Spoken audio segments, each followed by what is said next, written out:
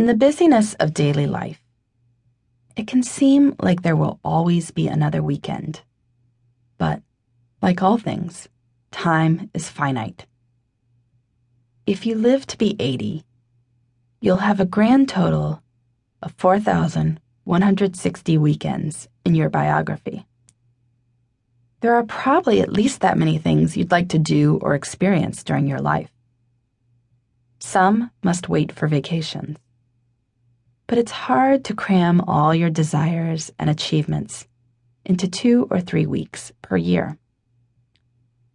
While we often crash into weekends feeling overwhelmed, the impulse to do nothing leads, as one reader told me, to feeling like we're missing out on our own lives.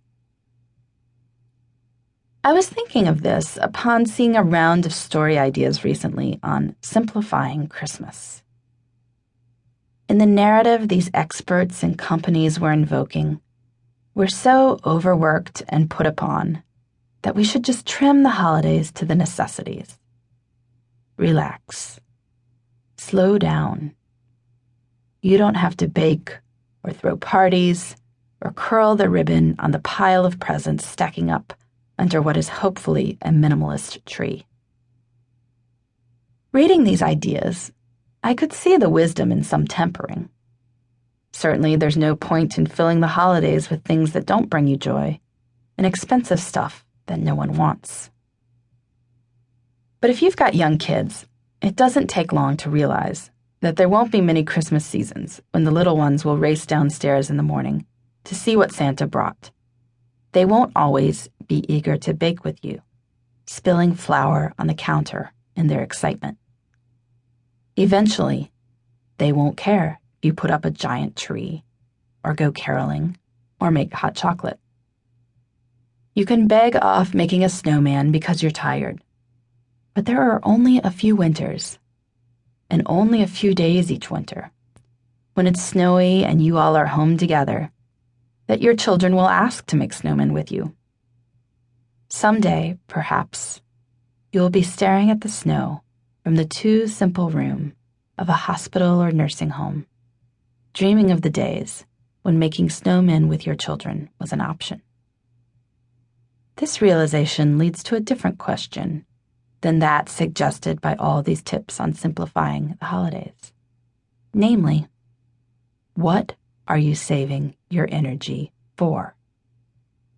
This is all there is. Anything could happen, and you are not guaranteed another snowman. So make a fuss. Make a show. Spend your energy now. It's the same with weekends, which are miniature versions of the holidays we struggle to optimize. It is always easier to do nothing, or meaningless somethings, and do only the things we have to do. Cast loose from the schedule of work and school, we list around. We don't think about what we'd like to do with our time, and so we live a constrained version of life. But we can choose differently.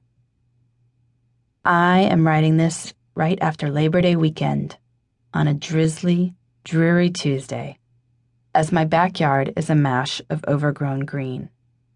The leaves, though, are already turning mottled yellow at the edges. September brings a melancholy sense of time passing, as my oldest child is off to kindergarten. The 3-year-old starts preschool, and even the baby turns daily into a little girl who laughs and stumbles toward her first steps. In the photos from last Labor Day, she was simply a very round belly. Now we've gotten to know the sweet, toddling child once contained in that roundness.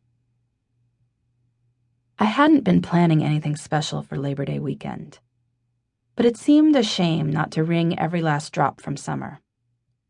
And so my family wound up taking a road trip to the coast and the mountains, through Ocean City, Maryland, with its Ferris wheels and margaritas, and on through the Manassas Valley.